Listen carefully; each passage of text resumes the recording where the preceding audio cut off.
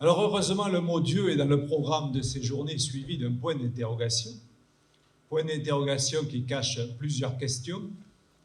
Celle bien sûr de l'existence de Dieu, celle aussi de son essence ou de sa nature. En quel Dieu est-ce que nous croyons? Ou en quel Dieu est-ce que nous ne croyons pas? C'est peut-être plus facile à y répondre comme ça. Mais en arrière de ces deux questions, de l'existence et de l'essence de Dieu, il y en a une troisième qui me paraît personnellement plus fondamentale. C'est la question de notre aptitude à répondre aux deux premières.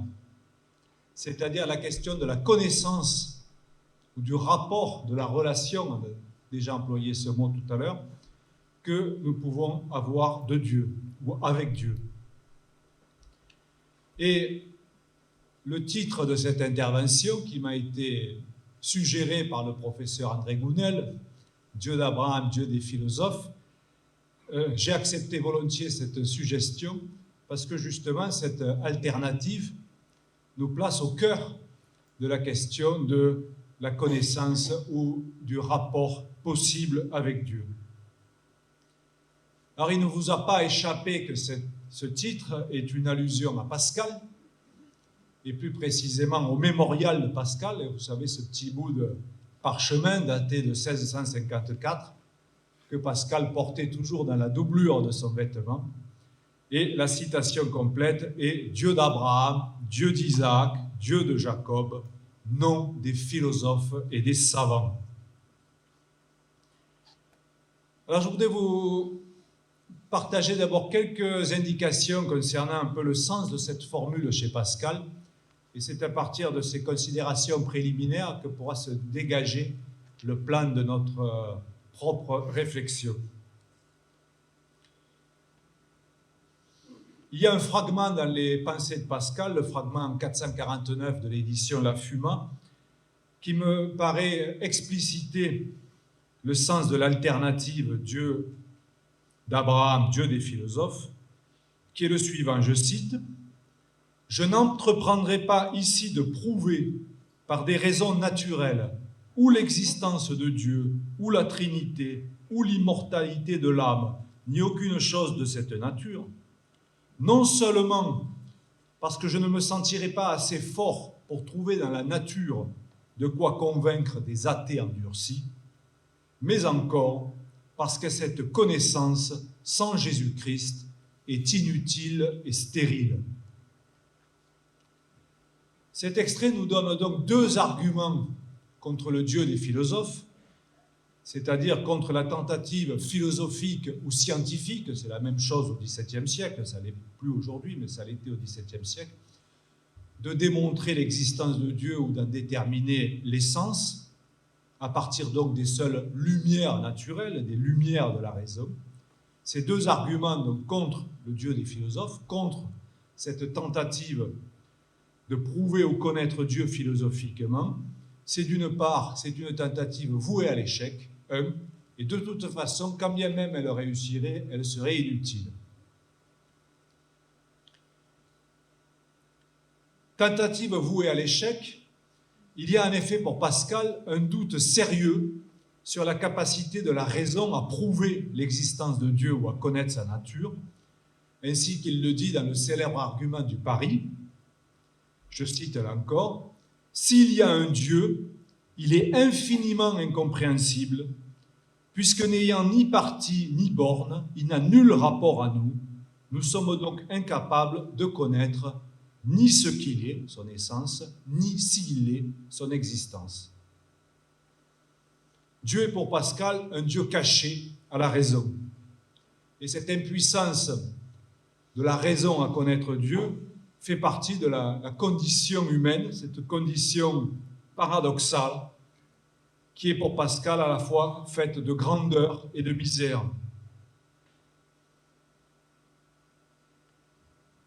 Et le déiste, dans sa prétention à connaître Dieu philosophiquement, à connaître Dieu par les seules lumières de la raison, méconnaît justement les limites de notre condition. Il fait preuve d'orgueil, de cette superbe, c'est le mot que Pascal emploie, cette superbe des philosophes. Et c'est pourquoi, aux yeux de Pascal, le déisme ou le théisme, je ne ferai pas ici dans cet exposé de distinction, même si on peut en faire entre les deux termes, c'est pourquoi, aux yeux de Pascal, le déisme ou le théisme est presque aussi détestable que l'athéisme. Ce sont, écrit-il, deux choses que la religion chrétienne abhorre presque également. Donc Dieu inconnaissable, mais quand bien même on pourrait le connaître, cette connaissance serait pour Pascal inutile. Et donc Pascal développe l'idée ainsi: quand un homme serait persuadé que les proportions des nombres sont des vérités immatérielles, éternelles et dépendantes d'une première vérité en qui elles subsistent, et qu'on appelle Dieu, je ne le trouverai pas beaucoup avancé pour son salut. Le Dieu des philosophes répond à des questions de connaissance, comme ici dans la citation, la question très débattue au XVIIe siècle du fondement des vérités mathématiques, alors que le Dieu d'Abraham, le Dieu des chrétiens, est un Dieu qui répond à une question de salut et pas de connaissance. Je cite encore Pascal: le Dieu d'Abraham, le Dieu d'Isaac, le Dieu de Jacob, le Dieu des chrétiens, est un Dieu d'amour et de consolation. C'est un Dieu qui remplit l'âme et le cœur de ceux qu'il possède. C'est un Dieu qui leur fait sentir intérieurement leur misère et sa miséricorde infinie. Donc le Dieu des croyants, Dieu du salut, Dieu qui fait prendre conscience à l'homme de sa misère et le sauve de sa misère, alors que le Dieu des philosophes est un Dieu du savoir. Si on le dit en termes modernes, ça veut dire que le Dieu des chrétiens intéresse notre existence tout entière et pas seulement, ne relève pas seulement d'une simple spéculation intellectuelle. Et c'est cette dimension existentielle et intime du Dieu des croyants que Pascal exprime dans la célèbre opposition du cœur et de la raison. Vous connaissez la citation: c'est le cœur qui sent Dieu et non la raison. Voilà ce que c'est que la foi, Dieu sensible au cœur, non à la raison. Et parce que justement le Dieu s'adresse au cœur et non à l'intellect, parce qu'il s'adresse à chaque individu dans son existence, il est justement Dieu de l'individu Abraham, Dieu de l'individu Isaac, Dieu de l'individu Jacob, parce que c'est chacun personnellement qui doit être sauvé de sa misère et qui doit, pour Pascal, accueillir dans sa vie le Sauveur. Alors que les questions spéculatives ne nous intéressent pas personnellement, elles nous intéressent comme raison universelle. Et c'est pourquoi le Dieu des philosophes, c'est le Dieu des philosophes et des savants dans leur généralité, et non pas le Dieu de l'homme Platon, de l'homme Aristote ou de l'homme Descartes. Donc je disais tout à l'heure que ces considérations préliminaires sur Pascal nous fourniraient la ligne directrice de notre réflexion. Et effectivement, je voudrais donc prolonger à partir de Pascal les deux thèses que nous venons d'énoncer, à savoir la thèse du Dieu inaccessible à la raison, d'une part, et d'autre part, la thèse du Dieu existentiel, du Dieu qui nous intéresse dans notre existence. Ça va? Alors j'attaque la première partie, donc sur la question du Dieu inaccessible à la raison. Le moment philosophique décisif qui va sur ce point prolonger et accomplir le scepticisme pascalien, c'est le criticisme kantien. Je renvoie ici au développement bien connu de la critique de la raison pure, dans lequel Kant énumère les différentes preuves possibles de l'existence de Dieu et en entreprend la réfutation. Il y a trois preuves possibles pour Kant. La première est la preuve dite ontologique, qui entend déduire l'existence de Dieu de son essence et dont on fait remonter l'origine à saint Anselme de Canterbury, qui l'a formulée ainsi en disant « l'être suprême existe nécessairement parce que s'il n'existait pas, il lui manquerait quelque chose et il ne serait pas l'être suprême. » Les deux autres preuves sont celles que Kant appelle cosmologiques et physico-théologiques, et elles prétendent déduire l'existence de Dieu non plus de son essence, mais du monde, de l'existence du monde, soit en disant il n'y a pas de monde sans un créateur du monde, pas de créature sans créateur, c'est l'argument cosmologique, soit c'est un argument qui se déduit de l'ordre et de la finalité du monde, si vous voulez, c'est le Dieu horloger de Voltaire, pas d'horloge sans un horloger qui a agencé toutes les pièces dans la merveilleuse finalité qu'on observe dans le monde et notamment dans l'être vivant. Alors, je ne vais pas vous asséner un cours de philosophie sur les preuves de l'existence de Dieu et leur réfutation par Kant. Je voudrais simplement situer un peu le climat général dans lequel se situe la critique de Kant. Kant prend à la fin du XVIIIe donc acte de l'état de la métaphysique, qui est un vaste champ de bataille, une arène dans laquelle s'affrontent les idées opposées, sans qu'aucune, finalement, ne parvienne à triompher.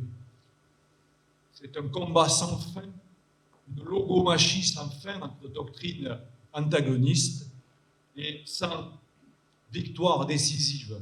Et donc Kant s'interroge sur pourquoi en est-il ainsi, et il se demande si il n'en est pas ainsi en raison même de l'idée de métaphysique, c'est-à-dire lorsque l'esprit humain s'aventure au-delà du sol ferme de l'expérience, au-delà du physique, dans le métaphysique, alors il n'a plus de critères pour décider du vrai et du faux, il n'a plus de terrain solide sur lequel appuyer son argumentation, et donc toutes les idées sont possibles. Et donc, avant de se lancer à corps perdu dans le débat métaphysique sur l'existence ou sur la nature de Dieu en ce qui nous concerne, il y a une étape préliminaire qui est celle de ce que Kant appelle la critique, qui est d'examiner de manière critique la capacité de l'esprit humain à faire de la métaphysique et à répondre à des questions comme celle de l'existence de Dieu. Et cet examen critique de nos capacités de connaître va prendre en particulier la forme, va s'appuyer sur une interrogation sur la notion de causalité, interrogation sur la voie de laquelle Kant est mis par la lecture du philosophe empiriste écossais David Hume. C'est, remarque Hume, la constatation empirique de la succession de deux faits ou de deux événements qui nous permet d'affirmer qu'un fait, un événement, est cause d'un autre événement. Mais quand nous employons, comme on le fait dans les preuves cosmologiques et physico-théologiques, la notion de cause pour lier le tout du monde dont on n'a pas l'expérience. On a l'expérience d'une partie du monde, mais jamais du monde en tant que tout. On relie donc par la notion de cause en disant Dieu est cause du monde, le tout du monde dont on n'a pas l'expérience, avec Dieu dont on n'a pas non plus l'expérience, eh bien on sort justement de l'usage légitime de la notion de causalité qui sert à lier deux faits dont on observe dans l'expérience la succession régulière. Et donc, les preuves cosmologiques, les preuves donc de l'existence de Dieu à partir du monde, sont pour cette raison des preuves bancales qui justement font un usage illicite de la notion de causalité. Quant à la preuve ontologique, elle est pour Kant un paralogisme, puisqu'elle prétend déduire une existence d'un concept, ce qui n'est pas possible. On peut déduire par exemple du concept de triangle les propriétés géométriques du triangle, mais on ne peut pas déduire du concept de triangle le fait qu'il existe empiriquement des triangles. Eh bien, mais ça demanderait à être discuté longuement, ça n'est pas possible non plus quand il s'agit de Dieu. Cet aveu kantien donc des limites de la raison rejoint, on le voit, la critique pascalienne de la superbe des philosophes. L'entreprise démesurée d'un théisme philosophique se trouve condamnée d'avance, justement, en raison des limites de notre propre raison. Mais il faut le remarquer que le criticisme kantien, la reconnaissance, l'aveu des limites de la raison, condamne tout aussi bien un athéisme philosophique, puisqu'il n'est pas davantage possible de prouver l'inexistence de Dieu que son existence. Donc, le criticisme, en nous faisant prendre conscience des limites de notre connaissance, ne va pas conduire à l'athéisme, qui est tout aussi indémontrable que le théisme, mais va au contraire éveiller en nous le sens du mystère et accentuer l'énigme de l'être. Le monde est, sans que l'on sache pourquoi, ni en vue de quoi il est. Et ce sens, justement, cette perception de l'énigme, la grande énigme du monde, du fait qu'il y a un monde, est proprement ce qui conduit au mysticisme, car comme le dit Wittgenstein, ce qui est mystique, ce n'est pas comment est le monde, mais le fait qu'il est. Comment est le monde, ça c'est le domaine de la science, qui va étudier les mécanismes du monde, ses lois de fonctionnement, mais la grande énigme, le fait qu'il y a de l'être plutôt que rien, le fait que le monde est, et nous conduit au silence justement mystique, c'est-à-dire le silence de l'énigme et du mystère. Et il me semble justement que l'aveu des limites de notre raison nous conduit précisément en aiguisant en nous le sens du mystère, à une spiritualité plus élevée que ne le sont les prétendues preuves de l'existence de Dieu qui prétendent circonscrire et enserrer Dieu dans un discours humain, trop humain. Alors on aurait pu penser, et je l'ai naïvement longtemps pensé, qu'après Kant, l'époque des grands combats métaphysiques pour ou contre l'existence de Dieu était définitivement révolue. Mais en fait, ce n'est pas le cas. Et depuis au moins une cinquantaine d'années, il y a tout un tas d'ouvrages, justement, qui paraissent sur ces grandes questions métaphysiques, des débats dignes du XVIIe siècle sur l'existence de Dieu. Et ils naissent dans un milieu philosophique où on était à 1000 lieues de les imaginer, c'est-à-dire le milieu de la philosophie analytique anglo-saxonne. On était à 1000 lieues de les imaginer là, car précisément, la philosophie analytique s'était donnée pour mission, et selon la formule d'un de ses fondateurs, qui est Wittgenstein, une clarification logique de la pensée, visant à débusquer les énoncés vides de sens, c'est-à-dire les énoncés qui ne peuvent pas soit s'appuyer sur l'expérience, soit s'appuyer sur une déduction logique valide. Et pour les premiers maîtres, donc pour Wittgenstein et les premiers maîtres de la philosophie analytique, les énoncés métaphysiques, au premier rang desquels les énoncés sur Dieu, sont des énoncés vides de sens. Et bien paradoxalement, malgré cela, c'est bien dans le milieu de la philosophie analytique que va se déployer une théologie analytique, donc dans le monde anglo-saxon, principalement aux États-Unis.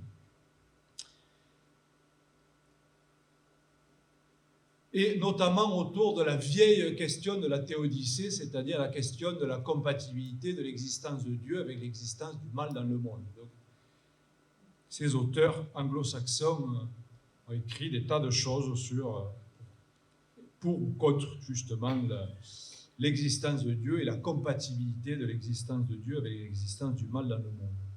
Alors vous l'aurez peut-être compris à mon ton, je suis pour ma part un bon kantien très dubitatif devant de telles entreprises qui témoignent d'une confiance précritique dans la logique. Et je ne peux m'empêcher, en lisant ces textes, à la plaisanterie de Kant, selon laquelle les auteurs qui échangent de tels arguments ressemblent à ces deux fous dont l'un tend une passoire à l'autre pour traire le bouc. C'est-à-dire que l'argument dans un sens et l'argument dans l'autre sont à peu près du même tonneau. Alors je trouve un exemple, pour essayer d'étayer ce que je dis, de cette naïveté dans l'ouvrage intitulé « Y a-t-il un Dieu ?», pour lequel la réponse est oui, écrit par un philosophe américain qui est un des grands représentants de la philosophie, de la théologie analytique, qui est Richard Swinburne. Swinburne donc cherche à établir le théisme, c'est-à-dire à prouver que Dieu est la meilleure explication possible du monde, et auparavant il définit son concept de Dieu, qui est le suivant: d'après le théisme, Dieu est une personne toute puissante, omnisciente et parfaitement libre. Vous voyez, une définition très classique, et pour Swinburne, de cette définition découleraient toutes les autres propriétés de Dieu. Et donc le procédé de Swinburne pour construire cette définition consiste à partir de la seule chose dont on a l'expérience, c'est-à-dire de la personne humaine, puis par une opération mentale à augmenter les capacités de l'esprit humain ou à en diminuer les limites pour arriver à cette idée d'un esprit tout-puissant, omniscient et parfaitement libre. Mais à mon point de vue, quand on fait ça, ce qu'on construit, ce n'est pas une idée de Dieu, mais c'est l'idée d'un surhomme. L'homme incapable d'imaginer un être qui ne lui ressemblerait pas se fait un Dieu à son image, une personne qui veut, qui connaît, qui agit. Les notions de personne, de puissance, de connaissance, de liberté ne prennent sens que par rapport à la personne humaine, et quand bien même on les élèverait à supposer que ça soit possible sans contradiction à leur maximum de perfection, leur sens reste tributaire de l'expérience humaine dans laquelle elles sont nées. Et cet anthropomorphisme de s'imaginer un Dieu, justement, en prenant l'homme et en grossissant l'homme, grossissant l'homme au maximum, on dit c'est ça Dieu. Donc c'est un Dieu qui n'est jamais qu'un gros homme ou un super-homme, c'est Superman, c'est pas Dieu. Cet anthropomorphisme est à mon sens le vice de toutes les conceptions personnalistes de Dieu, c'est-à-dire de toutes les conceptions qui imaginent Dieu comme un esprit formant des pensées. Tiens, ça ressemble beaucoup à ce que nous sommes. Et si pour échapper à cet anthropomorphisme, on essaie de définir Dieu de manière impersonnelle, alors on risque bien souvent de tomber dans le défaut symétrique qui est celui du naturalisme ou du physicalisme, c'est-à-dire à imaginer Dieu à partir des phénomènes physiques. Par exemple, quand on parle de Dieu comme d'une énergie, on prend une métaphore qui est empruntée au domaine de la physique. Et donc, dans un cas comme dans l'autre, on définit Dieu par ce qui n'est pas lui, soit l'homme, soit la nature. Il ne suffit donc pas, à mon sens, de contester la possibilité des preuves de Dieu.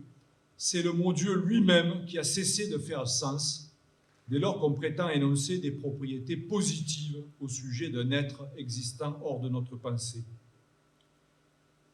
Il ne faut non pas seulement rejeter avec Pascal le Dieu des philosophes, mais encore tout discours objectivant sur Dieu, celui des philosophes, mais aussi celui des théologiens, comme celui des croyants ordinaires. Et à mon sens, ce n'est pas seulement une certaine conception de Dieu, par exemple celle du Dieu personnel, ou celle du Dieu immobile, éternel, immuable, qui nous vient en fait de la métaphysique grecque, la métaphysique de la substance et de l'éternité, mais bien toutes les conceptions de Dieu qui, à mon sens, sont invalidées. Alors là, je ne vais peut-être pas me faire des amis, mais j'essaierai de justifier ce que je dis en prenant l'exemple d'une théologie qui a toute notre sympathie, qui est la théologie du process.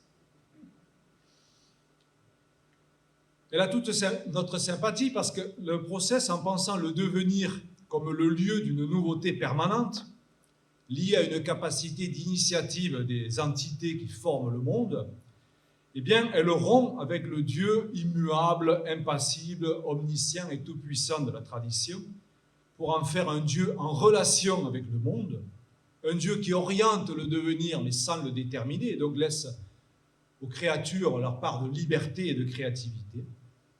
Et donc cette conception à notre sympathie, dirais-je, parce qu'elle nous permet, bien plus que la conception traditionnelle, de penser un Dieu de l'histoire, un Dieu qui soit véritablement Dieu d'Abraham, Dieu d'Isaac, Dieu de Jacob, c'est-à-dire un Dieu qui interagit avec les hommes.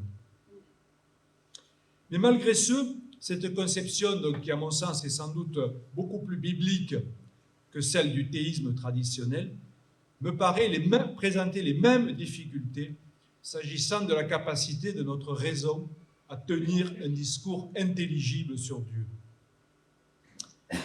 Il me semble qu'on peut surprendre le moment justement de ce que je crois être une dérive réaliste de la théologie du process dans le petit ouvrage de John Cobb, Dieu et le monde, que vous avez sans doute lu. Je souscris pleinement pour ma part à l'affirmation de Cobb dans le beau chapitre 2, quand il écrit « L'attrait de l'avenir est l'aspect de l'expérience humaine lié à ce qui nous donne une raison, en tant que chrétiens, de nous pencher sur la question de Dieu. » Vous voyez, une formulation très prudente dans laquelle je me retrouve pleinement. Mais Cobb ne s'en tient pas à cette formulation prudente. Il veut prouver que derrière la question de Dieu, il y a bien un Dieu. Il veut établir que derrière l'attrait de l'avenir, il y a quelqu'un ou quelque chose qui attire.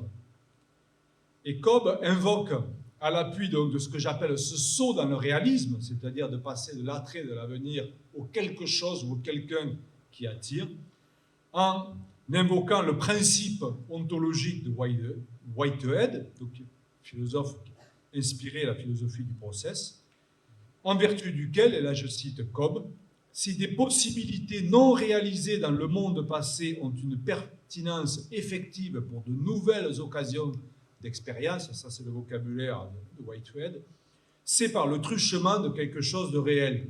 Si je le dis en termes plus simples, s'il y a un avenir ouvert pour les hommes ou pour le monde, c'est qu'il y a quelqu'un ou quelque chose qui ouvre l'avenir. S'il y a une espérance et une quête possible, c'est parce qu'un Dieu nous offre sans cesse de nouvelles possibilités. Si bien que Cobb peut écrire « En dehors de la croyance en Dieu, consciente ou non, je ne sais pas trop ce que c'est une croyance en Dieu qui n'est pas consciente, il n'y a pas grand-chose pour fonder l'espérance. En dehors de la croyance en Dieu, consciente ou non, il n'y a pas grand-chose pour fonder l'espérance. » Cette formule de Cobb me paraît intéressante parce qu'elle me permet de caractériser très précisément mon point de désaccord avec Cobb, c'est-à-dire que je crois exactement le contraire de ce qui est dit dans cette formule. La formule dit « En dehors de la croyance en Dieu, il n'y a rien pour fonder l'espérance. » Et moi, je crois qu'en dehors de l'espérance, il n'y a rien pour fonder la croyance en Dieu. Ce que Cobb appelle l'attrait de l'avenir, c'est-à-dire l'espérance, la quête de plus de vérité, de justice, d'amour, etc., est ce qui fait naître en nous l'idée de Dieu. Mais cet aller de l'espérance vers Dieu est à mon sens un aller sans retour. On ne peut pas poser un Dieu hors de nous à partir duquel on pourrait fonder l'espérance. Mais dès lors que, comme Cobb, on franchit l'étape le pas métaphysique qui conduit du Dieu qui vient à l'idée, pour prendre la belle formule de Lévinas, vers un Dieu réel existant hors de nous, il me semble qu'on ne peut plus échapper au piège de toute théologie, qui est celui que j'indiquais tout à l'heure, d'un discours qui anthropomorphise ou naturalise Dieu. Et il est par exemple significatif que la théologie du process ne rejette pas la vieille mythologie personnaliste, ainsi que Cobb l'écrit, je cite, « La réalité unitaire de dimension cosmique et de durée sans fin qui à chaque instant nous confronte à de nouvelles possibilités idéales pour notre existence est un sujet, un centre d'expérience en soi dont il n'est pas inconcevable de parler en langage personnaliste. » Cobb peut alors recourir à des énoncés comme ceci.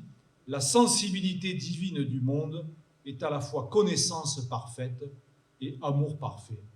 Et donc je dois dire que pour moi, ces énoncés sont tout aussi inaudibles que ceux que j'entendais dans l'église évangélique de mon enfance, où on disait à chaque phrase « Dieu aime, Dieu veut, Dieu m'a dit, Dieu fait », etc.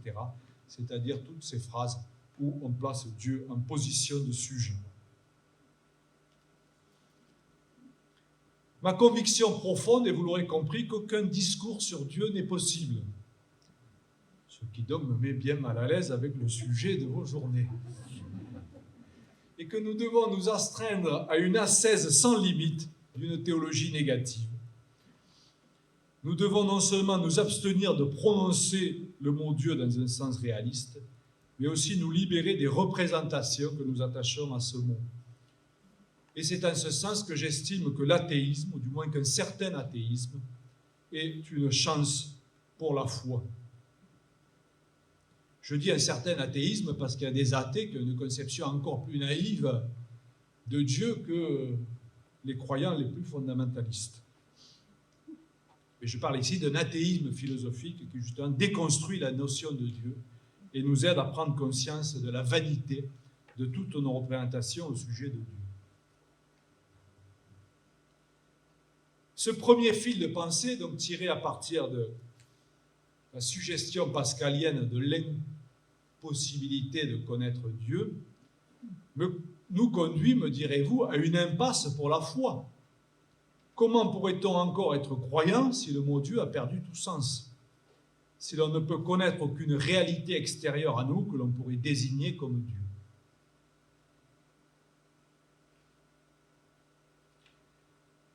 Je faisais tout à l'heure allusion à Wittgenstein comme l'un des inspirateurs du positivisme logique et de la philosophie analytique.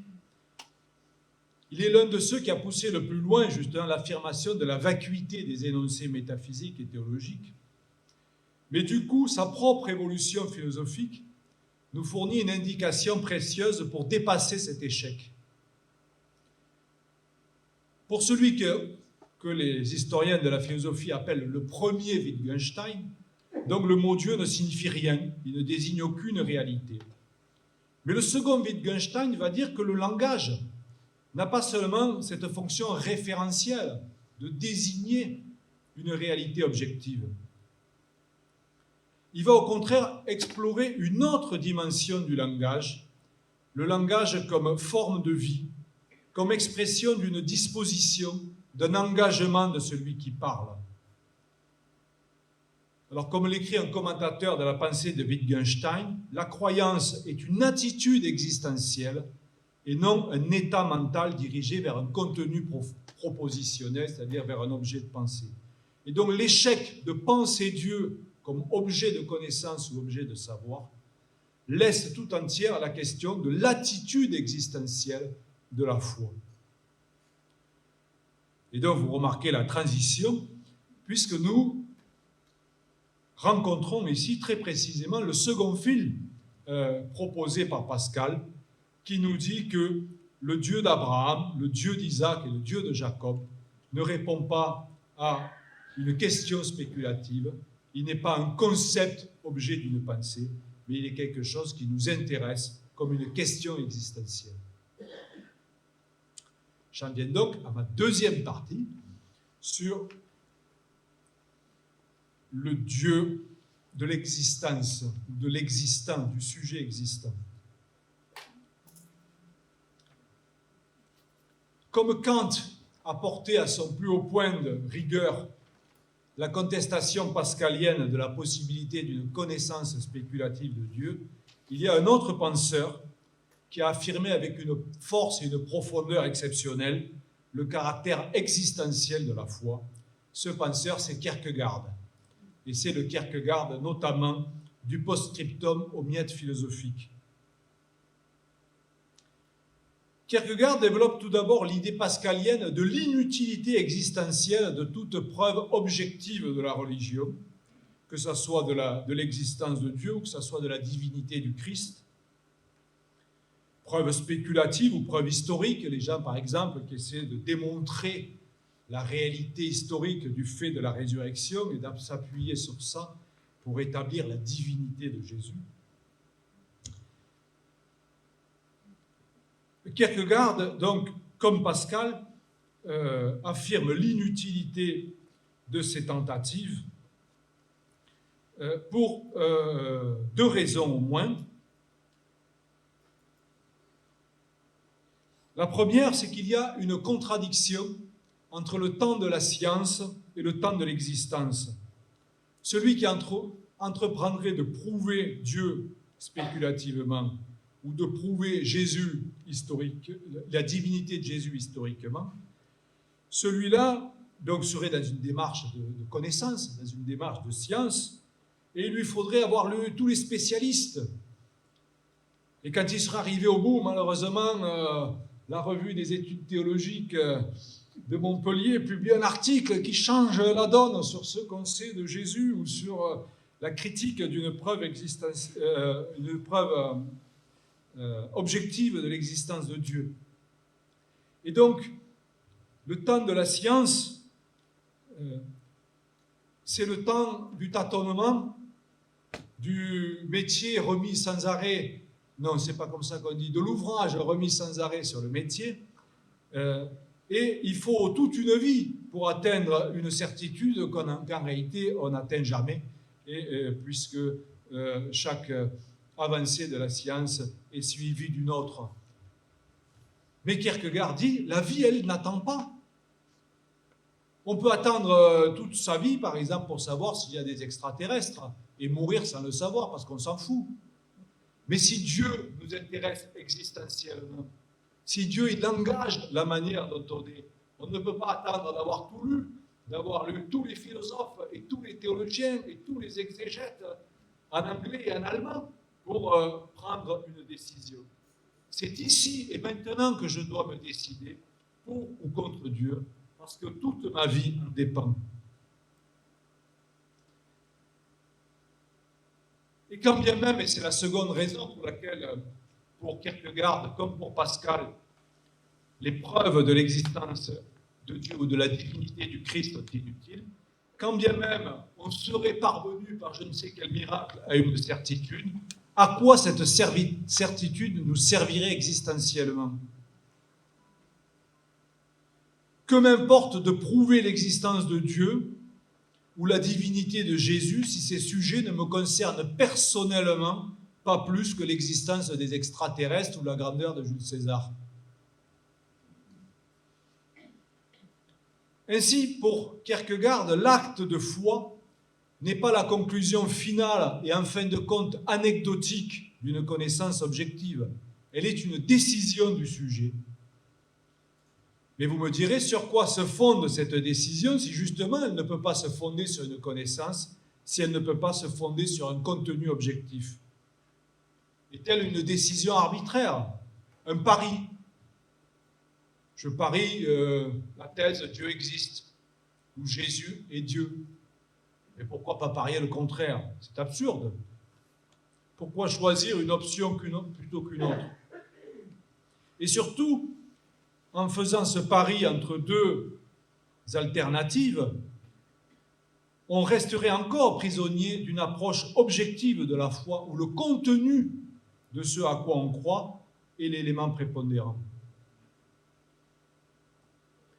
L'acte de foi n'est pas un ersatz de connaissance portant sur le même objet qu'elle, mais substituant au défaut de preuve l'audace d'un pari. Comme je ne peux pas démontrer Dieu, à la place, je parie que Dieu existe. Vous comprenez ce que je veux dire? On reste, l'élément déterminant reste le contenu objectif de la foi, le ce à quoi on croit, et à défaut de pouvoir prouver, on va parier. Mais on reste dans la même logique où c'est le contenu objectif de ce à quoi on croit qui est l'élément prépondérant.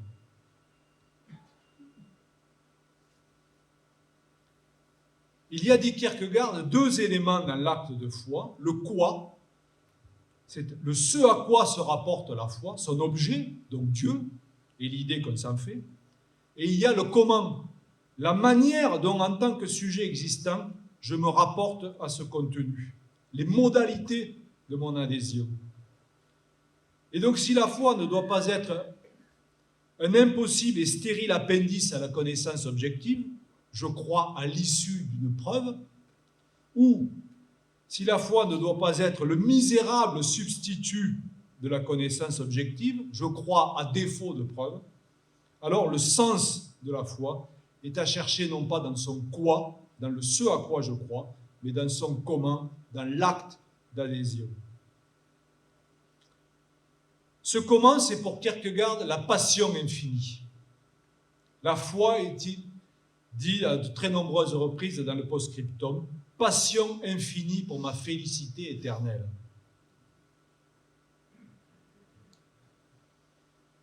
Alors n'allons pas trop vite projeter sur ces mots désuets de félicité éternelle, de vieilles représentations de l'au-delà, car ce serait encore tomber dans le travers dénoncé par Kierkegaard de penser la foi par son objet.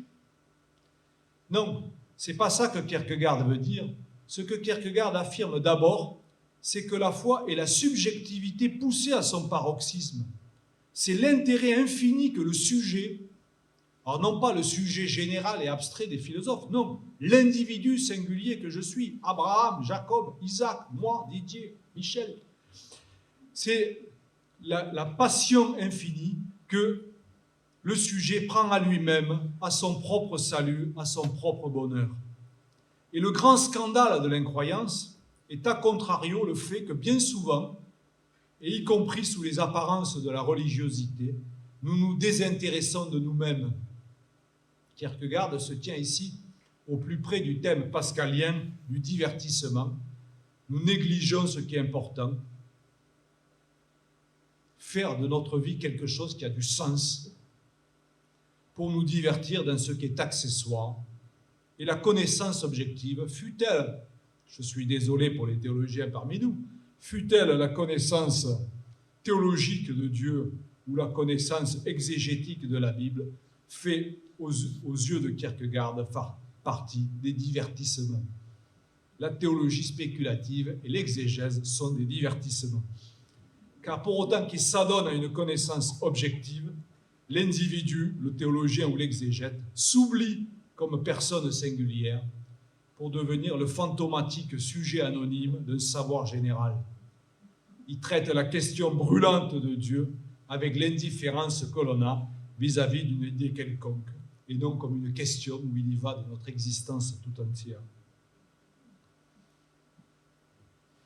La foi est donc, pour Kierkegaard, passion infinie pour mon salut, c'est-à-dire aspiration à ma félicité, désir de Dieu.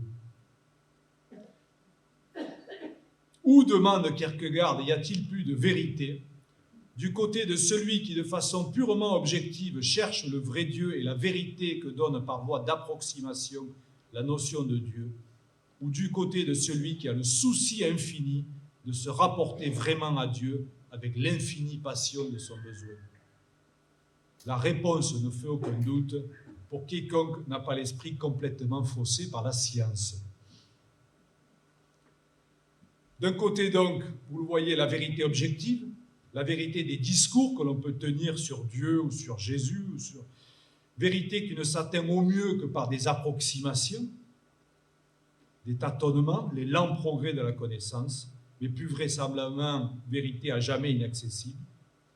Et de l'autre, la vérité subjective, qui n'est pas la vérité d'une pensée portant sur un objet, mais l'authenticité d'une attitude existentielle, celle du rapport que le sujet croyant entretient à son Dieu, celle du désir infini de Dieu.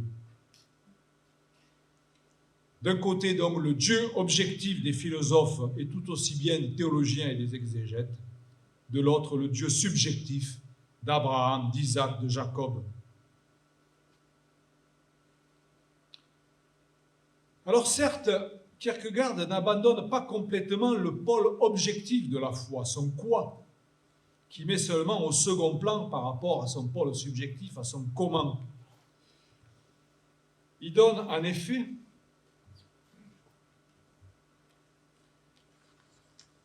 cette définition de la vérité, qui est dans le langage de Kierkegaard, qui est la justesse d'une attitude existentielle et non la vérité d'un discours objectif. La vérité, c'est l'incertitude objective, donc ça veut dire on ne sait pas ce qu'il en est du contenu, mais maintenue dans l'appropriation de l'intériorité la plus passionnée. Cette définition est aussi bien celle de la foi, puisque la foi est pour Kierkegaard l'attitude la plus vraie, c'est-à-dire l'attitude la plus authentique existentiellement. Il y a donc d'un côté l'incertitude objective. On ne sait pas si les affirmations de la religion sont vraies. On ne peut pas prouver spéculativement Dieu, on ne peut pas prouver historiquement que Jésus est ressuscité. Mais de l'autre, nous maintenons ces affirmations en dépit de leur incertitude, parce que nous désirons Dieu, parce que nous désirons notre salut. Et donc on le voit, Kierkegaard conserve bien dans cette définition un sens au pôle objectif de la foi, mais il nous ouvre en même temps un chemin pour nous affranchir totalement de ce pôle objectif. Si, comme je l'ai indiqué plus haut, non seulement on ne peut pas prouver Dieu, mais si le mot Dieu n'a plus de sens, il ne reste alors plus que le versant subjectif de la foi.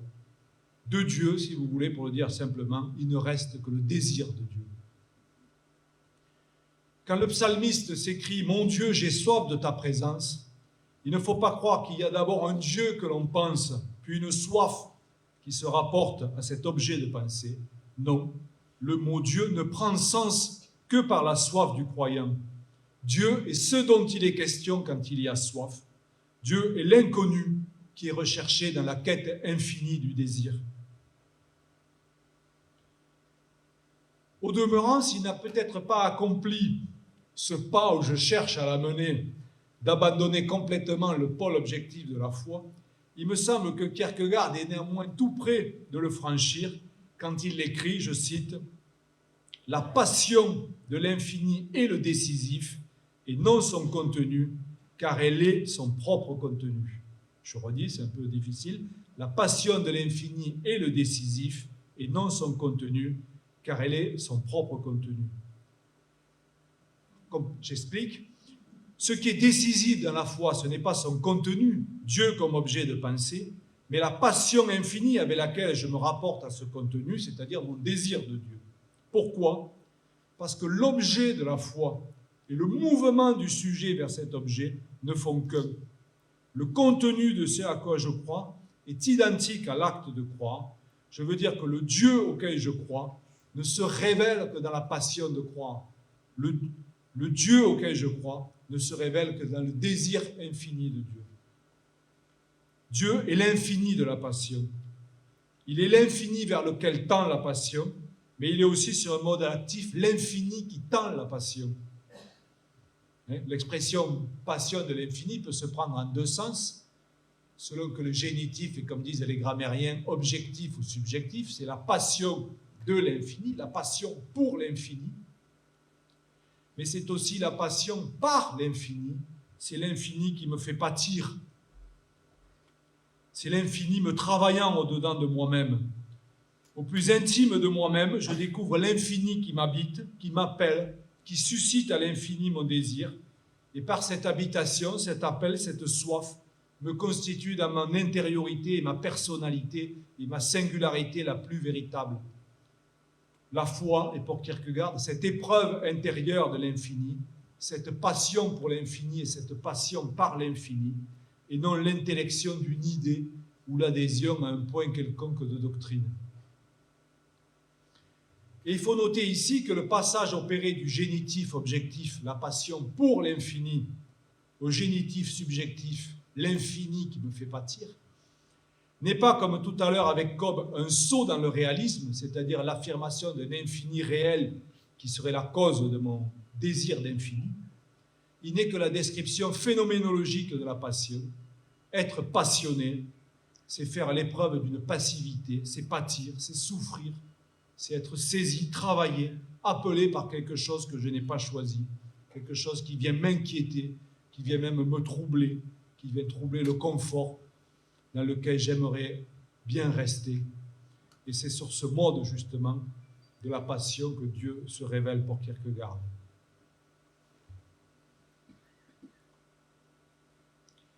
La lecture de Kierkegaard dans le prolongement donc, de la préoccupation pascalienne d'un Dieu du salut et non d'un Dieu du savoir nous conduit donc sur un chemin parallèle à celui de Kant accomplissant le scepticisme pascalien quant à la possibilité d'une preuve rationnelle de Dieu. De même que l'échec des preuves de l'existence de Dieu ne nous avait pas laissé sans reste, mais avait éveillé en nous le sens du mystère de l'être, De même, l'impossibilité d'asseoir l'acte de croire sur un fondement objectif nous conduit au bord de l'abîme que nous sommes à nous-mêmes. La contemplation du monde nous conduit à l'énigme du fait qu'il y a un monde, c'est ce que j'ai appelé la dimension mystique tout à l'heure, et la préoccupation passionnée pour notre expérience nous ouvre à l'énigme de l'intériorité, c'est-à-dire à l'énigme de l'infini qui s'affirme au plus intime de nous-mêmes. Alors, il conviendrait bien sûr de préciser ce que l'on entend par cet infini qui se manifeste en moi et me constitue dans mon intériorité. Je l'envisage pour ma part, et là je prends les libertés par rapport à Kierkegaard, sous une double figure, celle d'une part d'une réquisition intime plus profonde que toute valeur morale, que tout idéal ou que toute utopie qui la spécifierait, une réquisition intime, un appel intérieur qui fonde la possibilité de toute éthique sans se confondre avec aucune éthique déterminée. C'est pourquoi les morales et les éthiques peuvent évoluer avec le temps. Mais l'appel justement qui me saisit, qui rend possible l'éthique, est justement cette épreuve de l'infini en moi. Ça, c'est une première figure. Et la seconde figure est celle d'une aspiration à être qui se recreuse sous chacun de nos désirs limités, orientés vers un objet déterminé. C'est-à-dire que je fais la différence, comme Lévinas le fait au début de Totalité Infinie, entre le désir et le besoin. Le besoin, c'est j'ai faim, quand j'ai mangé, c'est fini. Le désir est justement ce qui se recreuse derrière chacune de ces satisfactions, parce qu'il est passion justement pour l'infini. Et donc, c'est cette double expérience de la réquisition et de l'aspiration qui est très exactement celle que Cobbes décrit comme attrait de l'avenir, qui donne, me semble-t-il, sens à la notion de Dieu.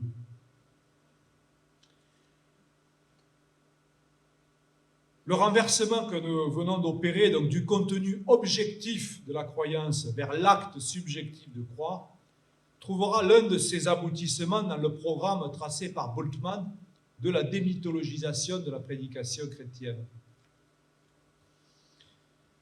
Donc vous le savez, pour Bultmann, les dogmes et les symboles du christianisme ne doivent pas être pris pour argent comptant.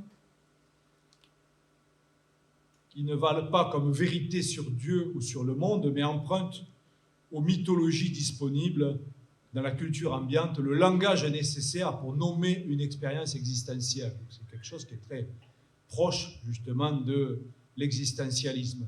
Alors, Bultmann emprunte, disons, moins son existentialisme à Kierkegaard qu'à Heidegger, en fait, et à Heidegger d'être étant. Et on s'en persuadera en considérant la prédication eschatologique de Jésus, prédication, vous savez, qui constituait une pierre d'achoppement pour le libéralisme théologique du XIXe siècle, où on faisait de Jésus un héros de la moralité.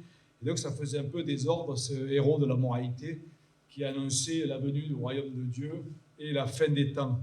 Or, comme Albert Schweitzer l'avait montré, Jésus n'est pas seulement, et peut-être même pas d'abord, le saint qui prêche l'amour de Dieu, mais il est aussi le prophète, habité en permanence par la perspective de la fin des temps, de l'avènement du royaume de Dieu comme jour à la fois de salut et de jugement.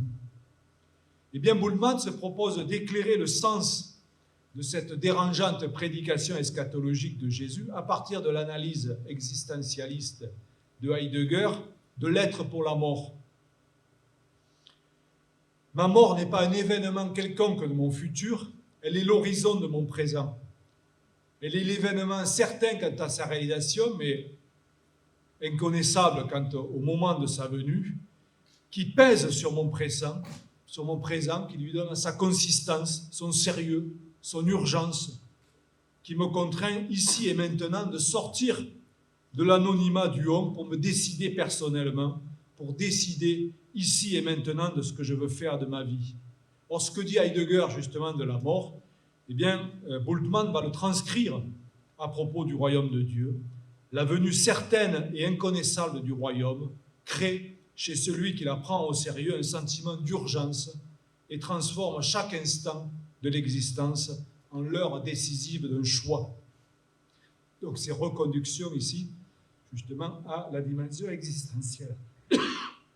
Mais c'est en ce point précis que s'opère le renversement de la démythologisation, ce n'est pas l'imminence objective et mesurable de l'avènement du royaume qui suscite un sentiment d'urgence. C'est l'inverse, c'est le sentiment existentiel d'urgence qui se projette dans une représentation apocalyptique, mythologique. C'est parce que Jésus est habité par l'absolu de Dieu, parce qu'il est, donc pour parler le langage de Kierkegaard, dans cette passion infinie. C'est parce qu'il est dans cette passion infinie que chaque heure, placée sous cet absolu, apparaît comme l'heure de la décision, comme la dernière heure. Et donc le discours eschatologique, emprunté à la culture religieuse de l'époque, est ainsi l'expression d'une incandescence et d'une urgence existentielle. C'est, dit Bultmann, au genre mythologique qu'appartient la fin imminente du monde, attente qui, dans la situation contemporaine à Jésus, doit être comprise comme l'expression de la conviction que c'est justement dans le maintenant que l'homme se tient dans la décision, que ce maintenant signifie pour lui la dernière heure. Discours eschatologique n'est que le revêtement mythologique de ce qui est d'abord une urgence existentielle, l'urgence de celui qui est travaillé par cette passion de l'infini, par cette habitation de l'absolu. Vous voyez en quoi Bultmann se situe très directement dans la lignée de l'existentialisme kierkegaardien. C'est de même parce que Jésus, dévoré par l'infini de Dieu, a un sentiment aigu de la finitude et de la corruption de ce monde, qu'il annonce la fin de ce monde et le triomphe de Dieu. Le discours mythologique du jugement et du salut n'est alors donc que l'habillage culturellement déterminé de la conscience d'un absolu qui nous requiert totalement. Et ce que Bultmann dit ici à propos de l'eschatologie, il faut le dire de toute doctrine, par exemple de la doctrine de la création, et là aussi je cite Bultmann, l'affirmation de Dieu comme créateur ne peut être entendue comme un énoncé théorique sur Dieu, ce n'est pas une thèse métaphysique sur l'origine du monde, c'est encore moins, comme le veulent les Américains fondamentalistes, une thèse scientifique qu'il faudrait enseigner dans les écoles. Elle ne peut pas être un énoncé neutre, mais elle est uniquement action de grâce et de soumission. Parler de Dieu comme créateur n'est pas énoncer une thèse métaphysique ou scientifique, c'est traduire un sentiment de dépendance et de gratitude, et c'est là aussi renvoyer à un contenu existentiel. L'entreprise de démythologisation ne saurait donc se borner à rendre le christianisme plus présentable en l'expurgeant de ses croyances les plus aberrantes pour la modernité, l'eschatologie, le miracle, Satan, la divinité de Jésus, le sacrifice expiatoire, etc. Mais c'est bien tout le contenu objectif de la foi qu'il faut reconduire à sa signification existentielle profonde. Selon la direction que Bultmann indique dans ces termes, la prédication chrétienne est kérigme, c'est-à-dire une proclamation qui ne s'adresse pas à la raison théorique, mais à l'auditeur saisi dans son ipséité, c'est-à-dire dans sa singularité d'individu. La démythologisation veut mettre en évidence cette fonction de la prédication comme un message personnel. C'est en le faisant qu'elle éliminera un faux scandale, le faux scandale de ces croyances impossibles à croire, et mettra en lumière le vrai scandale, la parole de la croix. Alors malheureusement, il me semble que Bultmann n'est pas allé au bout de son propre programme. Il a pensé pouvoir atteindre un noyau non mythologique de la prédication évangélique et le formuler dans des termes comme action de Dieu, volonté de Dieu, parole de Dieu. Mais ces expressions, vous l'aurez compris d'après tout ce que j'ai dit précédemment, ne sont-elles pas tout aussi problématiques que les grands mythes chrétiens de l'incarnation, de la rédemption ou de la fin des temps? Ces expressions ont un caractère métaphorique ou analogique qu'il faut tout aussi interroger que le caractère mythologique des grands récits du christianisme. Et comme le note Paul Ricoeur à propos donc de Bultmann, il est frappant que Bultmann, je cite Ricoeur, ne manifeste guère d'exigence à l'égard de ce langage de la foi, alors qu'il s'est montré si soupçonneux à l'égard du langage du mythe. Derrière le théologien et l'exégète audacieux de la démythologisation se cache finalement un prédicateur luthérien assez conformiste. Et c'est pourquoi, à mon sens, il faut aller plus loin que Bultmann.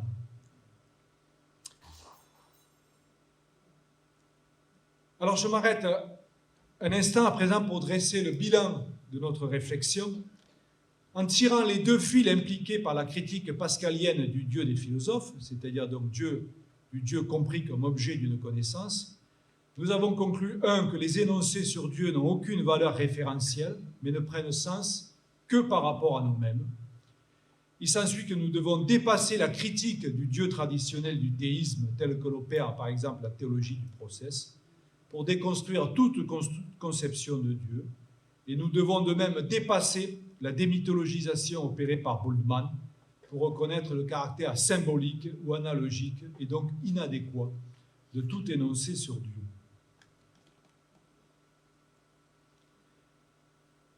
Qu'est-ce qu'à présent, donc, la croyance sur Dieu exprime de l'homme, puisque justement la croyance ne vaut pas comme contenu objectif, mais vaut comme acte de foi.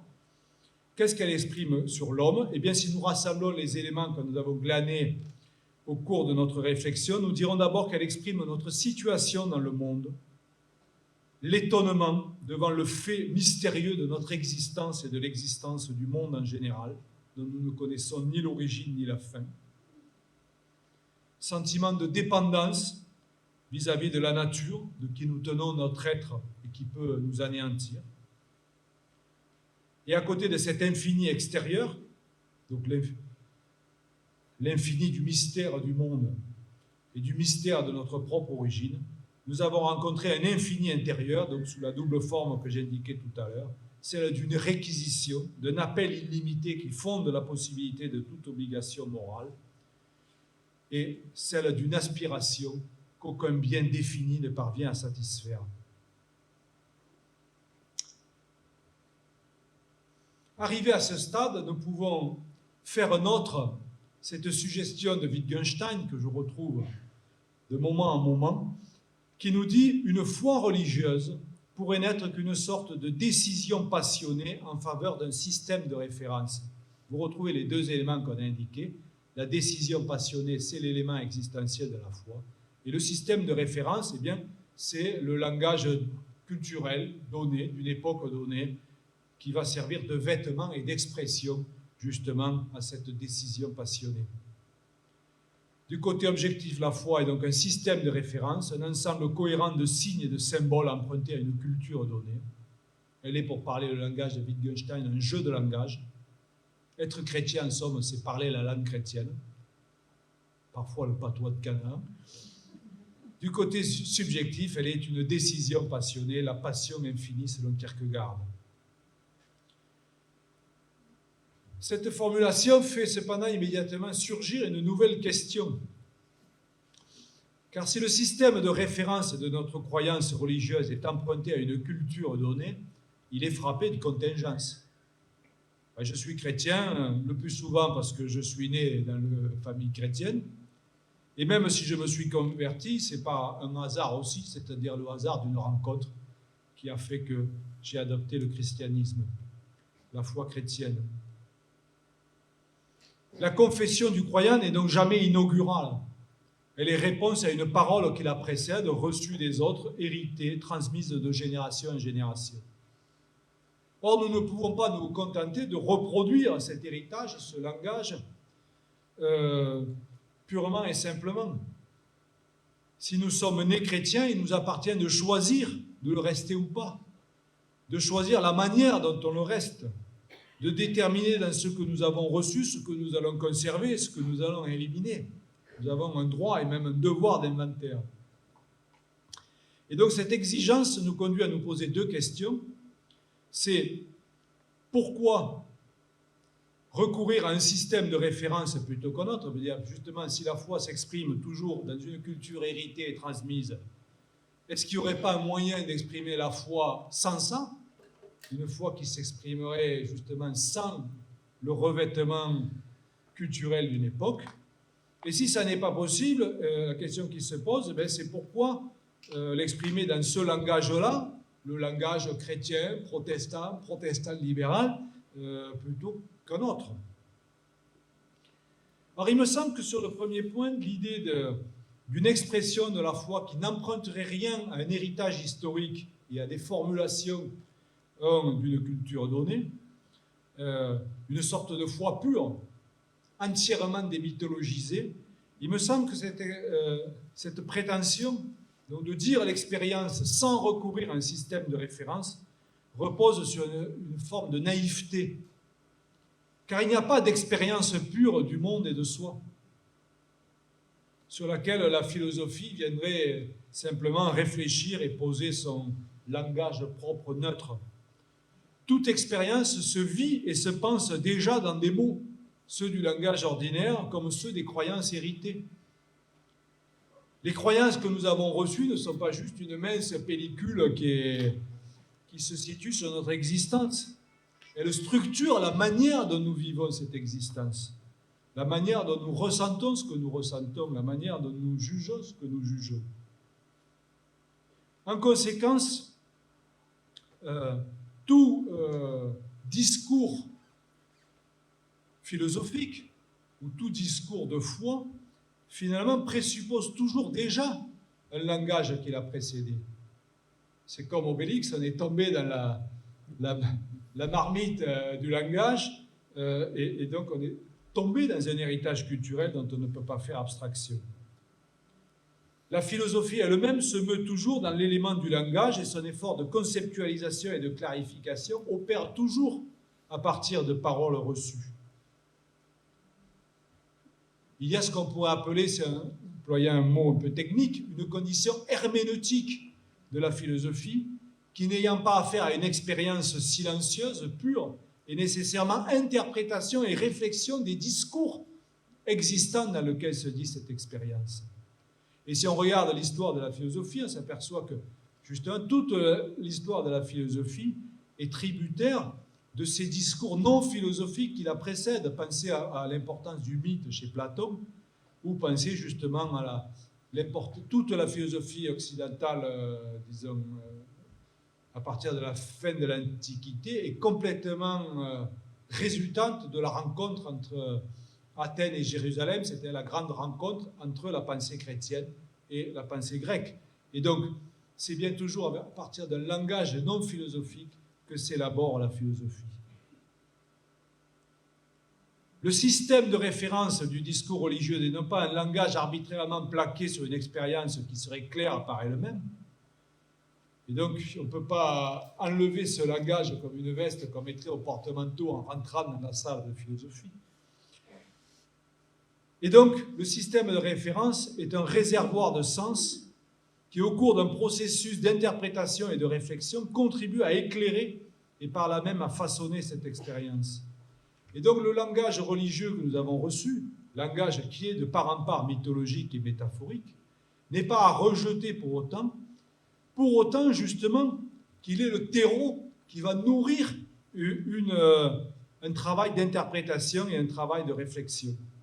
Et je pense ici à un modèle du genre qui est la réflexion que mène Paul Ricoeur sur la symbolique du mal, dans le deuxième volume de sa philosophie de la volonté, où il part des mythes, alors pas seulement les mythes judéo-chrétiens, mais l'ensemble des mythes sur le mal. Il interroge notamment le mythe chrétien du péché originel, en disant que voilà, il y a là un réservoir de sens qui est justement une matière que la pensée réfléchissante va pouvoir travailler. Mais donc, l'idée d'une pensée pure qui ne travaillerait sur rien est, je crois, une fiction.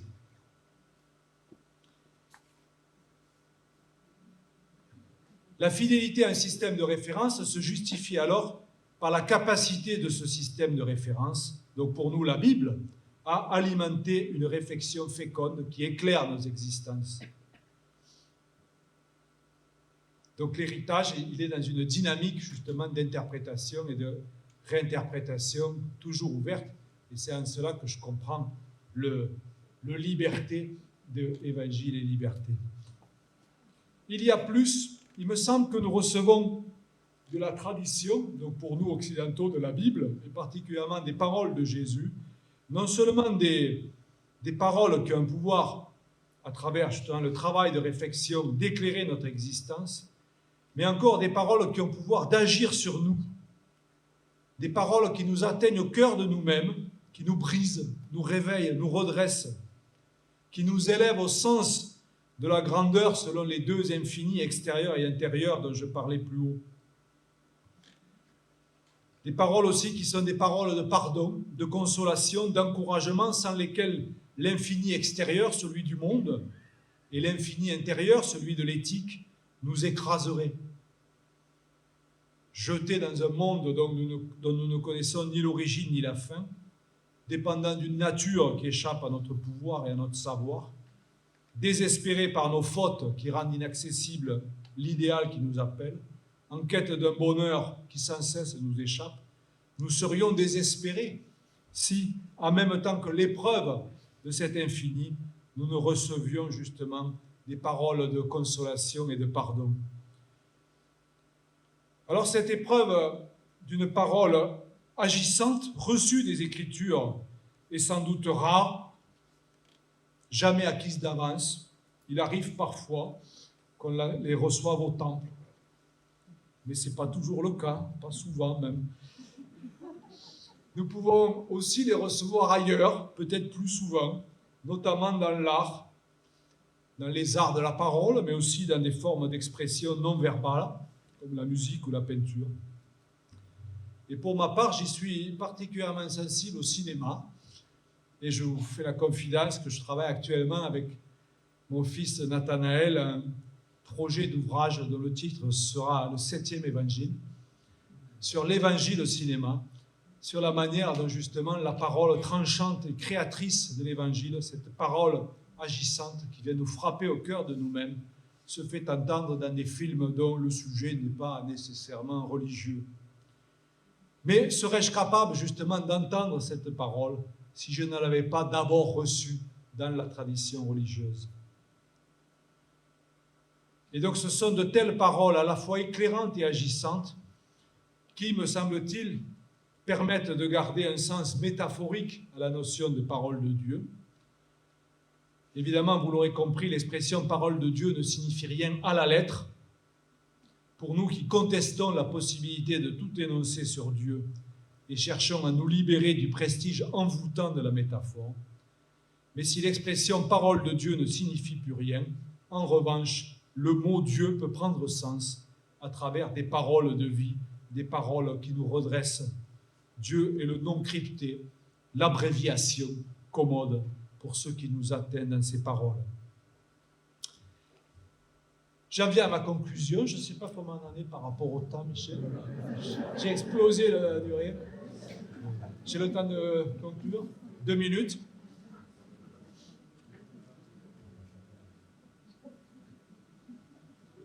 Donc il est temps, plus que temps visiblement, de récapituler une dernière fois les acquis de notre réflexion.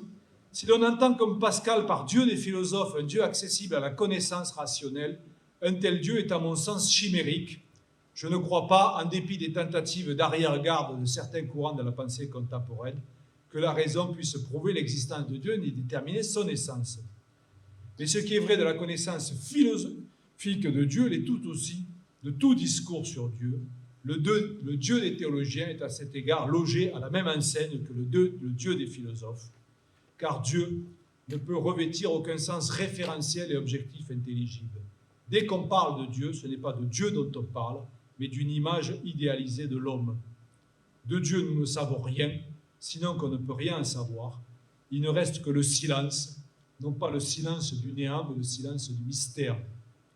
Mais si on ne peut pas parler de Dieu, on peut en revanche parler de la foi des hommes à Dieu, non pas du Dieu d'Abraham, du Dieu d'Isaac, du Dieu de Jacob, du Dieu de Jésus, mais d'Abraham, d'Isaac, de Jacob, habité par l'idée de Dieu.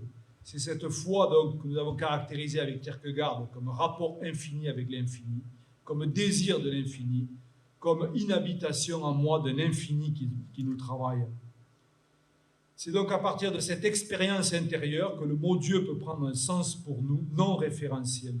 Et cette expérience est aussi bien celle du croyant que celle du philosophe, pour autant que le philosophe est un individu philosophant et pas seulement quelqu'un qui fait de l'histoire de la philosophie. Il n'y a cependant pas d'expérience intérieure solitaire détachée de la relation avec les autres.